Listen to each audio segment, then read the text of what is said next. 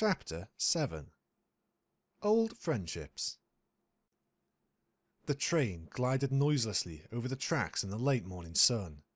Three foals watched the landscape blur past outside. "Thanks for paying for the trip, Spotlight," Applecrisp said. "I don't have the money to run across Equestria on a whim." "I wouldn't have minded paying for Sweetie too," he replied. "No, Mum has the bits for this. I just had to tell her why I wanted to go." "Must be one heck of a reason," Applecrisp said, waving at the train car. "To be allowed to go on a train unsupervised. What about you, Spotlight? What did you tell your parents?" "They don't have any of their get-togethers today. They don't care what I do when they don't need me." He didn't take his eyes off the window. "What about yours?" "They don't know," Applecrisp responded joyfully. "Speaking of not knowing, where exactly are we going, Sweetie Belle?" "I told you. Ponyville. There's something I have to show you. Something that explains why I sing." She watched the scenery slow as the train approached the station. "You couldn't just tell us?" "I could, but I have to see it too, if it's there." The train glided to a stop. The Sweet Apple Acres Magiponic Farm loomed outside the window. "Come on," Sweetie Belle said, walking out. "It's this way." "I hope it's not the farm," Applecrisp said. "Those buildings stink of fruit." "The Cutie Mark Crusaders complex?" Spotlight asked. "What was wrong with the one in Canterlot?" Sweetie Belle walked past the sign. "The Canterlot complex didn't have it." He walked in front of her. "Have what?" "The reason I sing." Applecrisp moved to her side. "I don't get it. I'll just follow you around, but we'd better not be going to every Cutie Mark Crusaders complex in Equestria looking for whatever it is." "We won't. If it isn't here, it isn't anywhere." The Ponyville complex was similarly built to its Canterlot counterpart. The complex was smaller though, and lacked sports facilities or the large amphitheatre. It did have its own Magiponic building, with a dedicated aqueduct.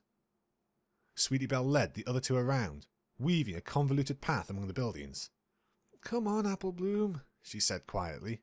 "You have to have left something. Where did you put it?" Spotlight tilted his head. Who's Apple?" "There it is!" She pointed at a gleaming brass statue at an intersection near the administrative buildings. The three foals ran to it. The statue was of a unicorn filly, life-size, rearing up with a smile on her face.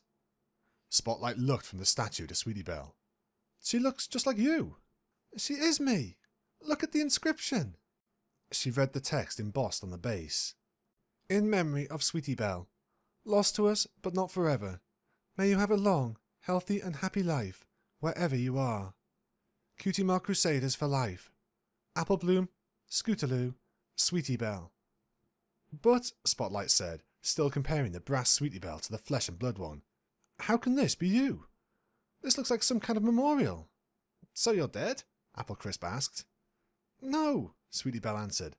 "I'm not dead, even if I should be. Do you remember when I said I was a time traveller from the past? I was telling the truth.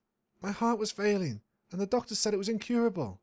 My mum found a way to take me to this time so I could get healed, but something broke and it can't be fixed, so I can't go back. Apple Bloom, Scootaloo and we founded the Cutie Mark Crusaders. My mum, Twilight, she isn't my real mother. She was a good friend of my big sister's." The foals stood in silence before Spotlight spoke up.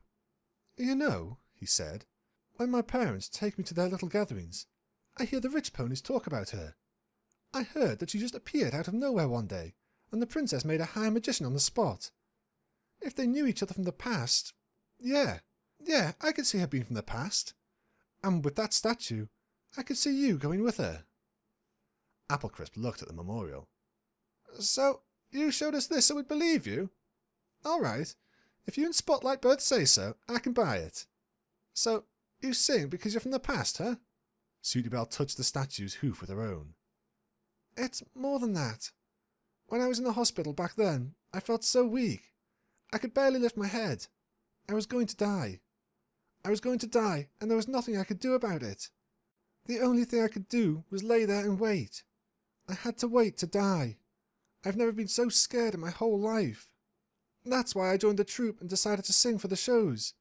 I sing because I can. Because I didn't die in that hospital bed back then. She looked up at the statue's eternally smiling face. I know that Applebloom and Scootaloo must have still cared after I left. Sometimes I like to imagine that they kept the Cutie Mark Crusaders alive and started this whole thing, just so that they could help me someday. She sniffled. Sweetie Belle found herself pulled to the ground by a pair of yellow forelegs wrapped around her. That's really sweet, Spotlight said. Applecrisp added, They sound like awesome friends. Maybe as awesome as we are. Maybe. Sweetie Belle smiled. Thanks. Let's head home before we miss the next train. Let me tell you about the time we tried to take up river rafting. See, Scootaloo's wings were getting better at pushing, so Applebloom came up with a plan to get our cutie marks. The three friends left the memorial statue. Twilight Sparkle walked through the Canterlot Gardens. It was a bright and sunny day. Every day was a bright and sunny day. Twilight felt that it should have been cloudy, perhaps raining, but the sun shone all the same. She made her way to the rear of the gardens, through the back gate, past the standing stones, to where the princess had told her. There she found it. A hexagonal platform with a statue atop each side. 6 stone ponies with 6 familiar faces. Twilight unsteadily approached the stone slab in front of the monument and began to read. Equestria honours 6 heroes who risked themselves to save pony kind.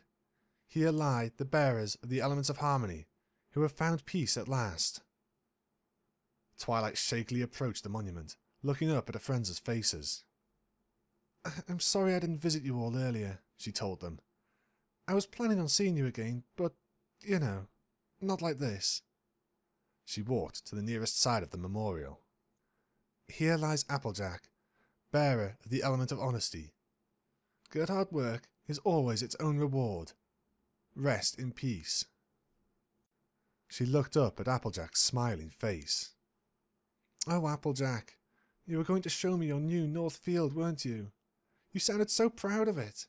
I'm sorry I never got to see it. I should have had more of that cider you wanted me to try too. I'm sorry, Applejack. She dragged herself to the next side. Here lies Fluttershy, bearer of the element of kindness. Be kind to every pony, because no pony deserves otherwise. Rest in peace.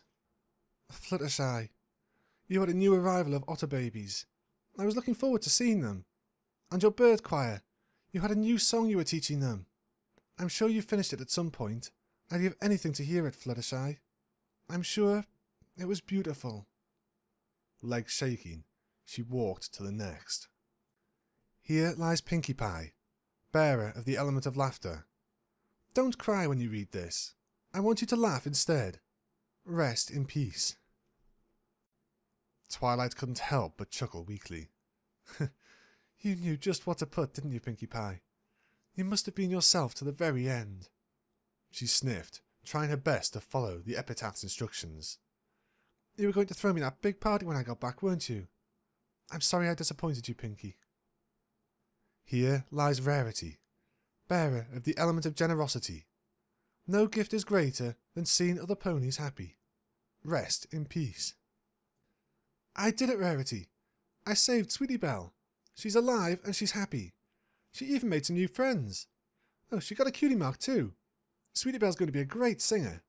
I bet she'd look stunning in one of your dresses. And I hope you don't mind, but I'm going to be her mother from now on. I know, but she needs a mother more than anything else.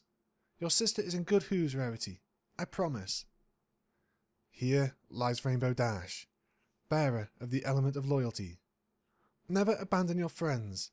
Nothing worthwhile can come of it. Rest in peace.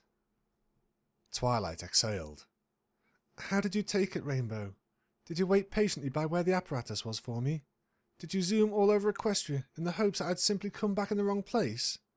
Did you ever stop to do anything for yourself? I hope you still became a Wonderbot like you always wanted.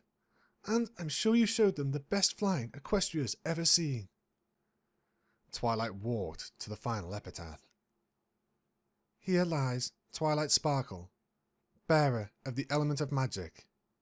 With your friends, no obstacle is insurmountable. Rest in peace.